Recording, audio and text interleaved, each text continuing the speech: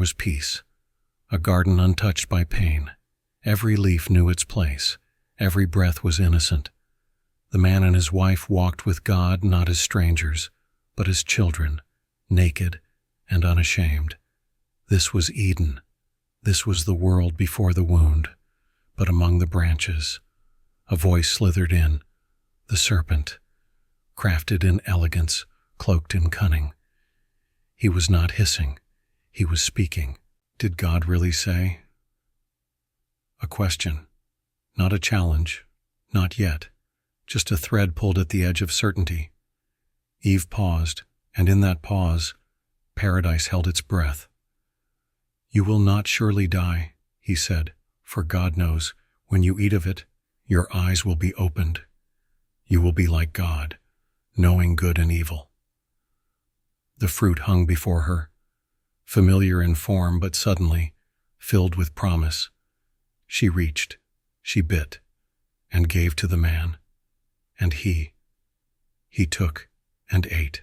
Not in noise, but in silence. Their eyes were opened, not to glory, but to shame.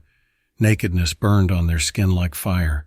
They covered themselves with fig leaves, poor armor for a fallen soul. And for the first time, they hid. Then came the sound of God walking in the garden, calling out to the man, "Adam, where are you?" He was not asking for location. He was asking for honesty. "I heard you, and I was afraid, because I was naked, so I hid." "Who told you you were naked?" God asked. "Have you eaten from the tree?" Then the blame began, the woman, the serpent, the silence between them all. But heaven does not barter with excuses. Justice was coming. Then the Lord spoke, not in wrath, but in judgment, holy, measured, final.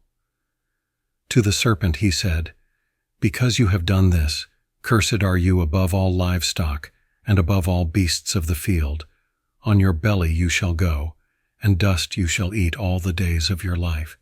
And I will put enmity between you and the woman, and between your offspring and hers.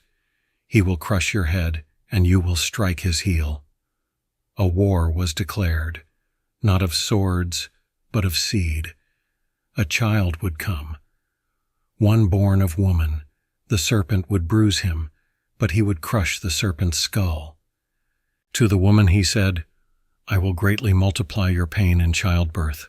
In pain you shall bring forth children. Your desire will be for your husband, but he will rule over you." And so life would come through pain. Every birth would echo Eve's mistake, and every cry of labor a reminder that paradise was lost. What once was shared would now be strained. Union would wrestle with control, the harmony broken. To Adam he said, "Because you listened to the voice of your wife and ate from the tree I commanded you not to, cursed is the ground because of you. Through painful toil you will eat from it all the days of your life.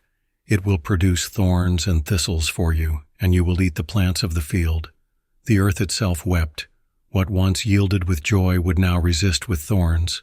The soil would no longer serve. It would fight back. Sweat would feed survival. Struggle would become man's shadow. By the sweat of your face you will eat bread until you return to the ground.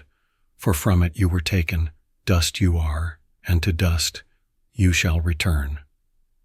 Death had entered, not as an enemy in armor, but as a sentence written in the marrow of man. Genesis 3:1. Now the serpent was more crafty than any of the wild animals the Lord God had made. He said to the woman, "Did God really say, 'You must not eat from any tree in the garden'?" Genesis 3:4-5. "You will not surely die," the serpent said to the woman, "for God knows that when you eat of it, your eyes will be opened, and you will be like God, knowing good and evil." Genesis 3:6. When the woman saw that the fruit of the tree was good for food and pleasing to the eye, and also desirable for gaining wisdom, she took some and ate it. She also gave some to her husband, who was with her, and he ate it. Genesis 3:7. Then the eyes of both of them were opened, and they realized they were naked, so they sewed fig leaves together and made coverings for themselves. Genesis 3:14-15, to the serpent. Cursed are you above all livestock and all wild animals. You will crawl on your belly and you will eat dust all the days of your life, and I will put enmity between you and the woman, and between your offspring and hers. He will crush your head, and you will strike his heel. Genesis 3:16, to the woman, I will make your pains in childbearing very severe. With painful labor you will give birth to children. Your desire will be for your husband, and he will rule over you. Genesis 3:17-19, to Adam, Cursed is the ground because of you. Through painful toil you will eat food from it all the days of your life. It will produce thorns and thistles for you, and you will eat the plants of the field. By the sweat of your brow you will eat your food until you return to the ground, since from it you were taken, for dust you are, and to dust you will return.